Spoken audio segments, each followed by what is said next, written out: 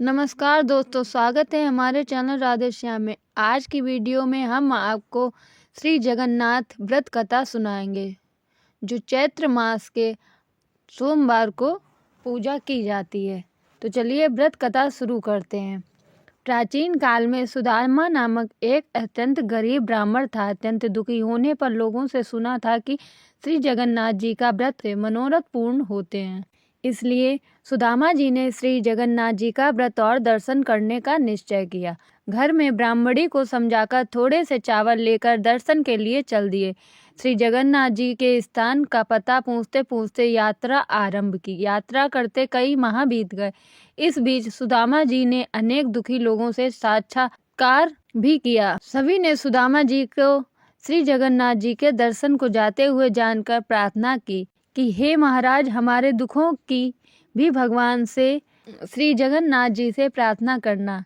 आम का पेड़, रंबाती गाय का बछड़ा, ताल तलैया, आग से भरी बरोसिया वाली औरत, मचिया चिपकी औरत, इन सबने अपनी अपनी व्यथा को कहा। हाथी ने कहा कि मेरा जीवन बंधे ही गुजर जाता है, मुझे ना कोई खोलता है ना समीप आता है। आम के पेड़ ने कहा कि मैं इतना अभागा हूँ कि समय से मेरे फल लगते हैं किंतु पकने पर कीड़े पड़ जाते हैं, कोई खाने वाला नहीं। गाय ने कहा कि मेरा बच्चा अलग रमाता है, मैं अलग, किंतु मिल नहीं पाते। मार्ग में ही एक ताल व उसके समीप एक तलैया देखी। उनका यह कष्ट था कि पास पास होते हुए भी चाहे जितना पानी भर जाए, दोनों का संगम नहीं होता। थोड़ी दूर पर एक कछुआ था जो तपती रेत में पड़ा था।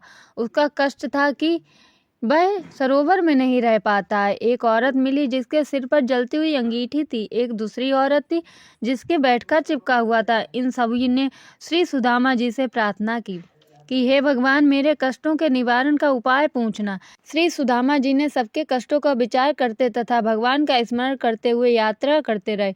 कई महीने बीतने पर जब श्री जगन्नाथ जी धाम के करीब पहुंचे तो भगवान सुदामा की भक्ति जानने के लिए एक जलते हुए भार के समीप खड़े हो गए। रास्ता चलते ही सुदामा जी उसी भार के समीप आए और देखा कि जलते हुए भार के समीप एक व्यक्ति खड़ा है। सो वहीं रुककर पूछा, भैया जगन्नाथ यहाँ से कितनी दूर है? मनुष्य रूपी भगवान ने कहा कि आप जगन्नाथ जी के समीप खड़े समझो। सुदामा जी ने कहा, भैया तो फिर वह रास्ता बताओ जिससे मैं जगन्नाथ जी के दर्शन कर सकूं।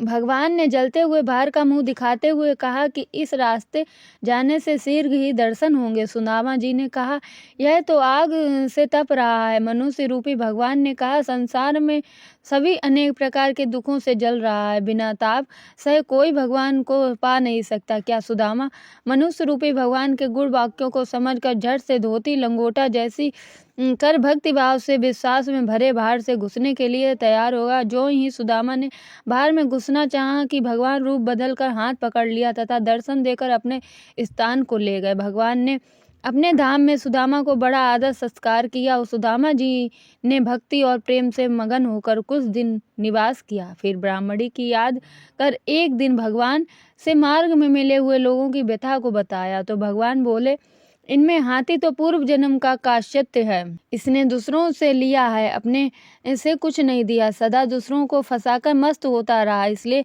इस जन्म में मस्त हाथी को बंधन में पड़ाया था।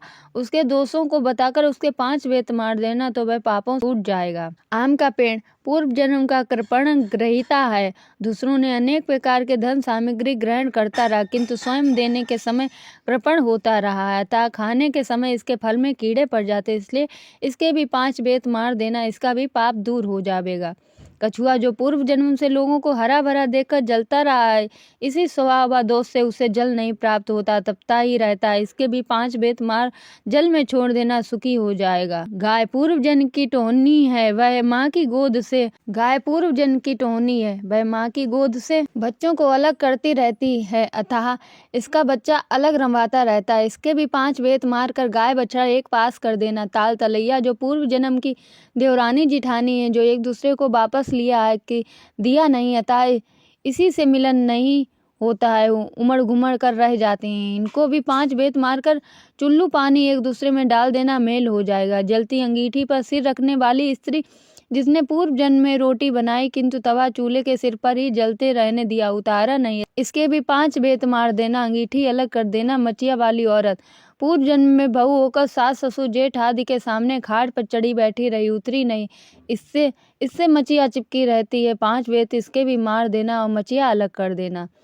सभी के दुखों का निवारण पूछकर सुदामा जी श्री भगवान से विदा मांगी। लौटते समय सुदामा जी ने सोचा कि बड़ी बेटी से मिलता चलूं, सो उसके ससुराल पहुंचे। इसी बीच जगन्नाथ जी के व्रत का सोमवार पड़ा, सो बड़ी बेटी से थोड़ी गुजिया बनाने को कहा, तो वह धन में घमंड से भरी बोली, यहाँ में ढकोसले आदि नहीं होते हैं, भगवान कहाँ है, ये सब बेकार दिखावा है, यह सब दूसरी जगह जाकर करो। यह सुनकर सुदामा जी दुखी हुए, फिर बड़ी बेटी के घर छोटी बेटी के घर चले जाते हैं। रास्ते में एक खेत पड़ा, सो छोटी बेटी की गरीबी विचार कर सोचा कि किसान से 5 वाली मांग लूं। ऐसा निश्चय कर किसान से 5 वाली मांगते हुए बोले, भगवान का व्रत करूंगा। किसान अहंकार से भरकर बोला, आग लगे तुम्हारे भगवान को, जिसे देखो बस भगवान के नाम पर मांगता चला आता है। सुदामा जी दुखी होकर मुड़े ही थे कि उसके खेत में आग लग गई। तब तो किसान दौड़कर सुदामा जी के पैरों पे पड़ा और माफी मांगने लगा। सुदामा जी ने कहा, भैया मैंने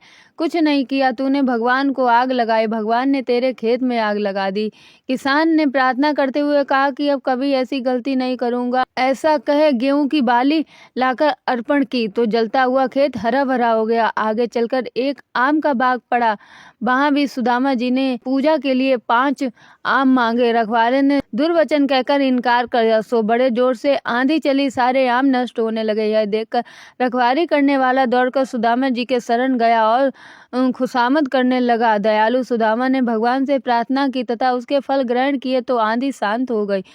इसके बाद बाली और आम ले सुदामा जी दोपहर को छोटी बेटी के घर पहुंचे और कहा, बेटी गोबर से चौका लगाकर रखो, मैं नित्य कर्म से निवृत्त होकर आता हूँ। जो कुछ सामग्री होगी उसी से श्री जगन्नाथ जी का व्रत करूंगा। छोटी लड़की प्रसन्न होकर चौका लगाया और गरीबी विचार कर साहूकार के घर गई और लड़के को बंधक बनाकर पूजन सामग्री घी खोया आदि लाके गुजिया पूड़ी गुड़ धनिया आदि बनाकर प्रेम में रखा। सुदामा जी के साथ सभी लोगों ने भक्तिपूर्वक व्रत किया, कथा सुनी। जो ही कथा समाप्त हुई तो ही बंधक रखा लड़का भी प्रसाद लेने आ गया। छोटी लड़की ने बेटे को देखकर नाराज होते हुए कहा कि तुझे तो बनिया के पास छोड़ आई थी, तू यहाँ कैसे आ गया। बेटे ने कहा, आप ही ने तो बुलाया है, अभी अभी एक बूढ़े बाबा गए और बनिया के सब पैसे दे दिए और कहा तेरी माँ तुझे बुलाया है, सो मैं चला आया। यह देख सुदामा की छोटी लड़की प्रसन्न हुई। इधर सुदामा जी घर पहुंचे तो देखा कुटिया की जगह महल खड़ा है, सभी अशर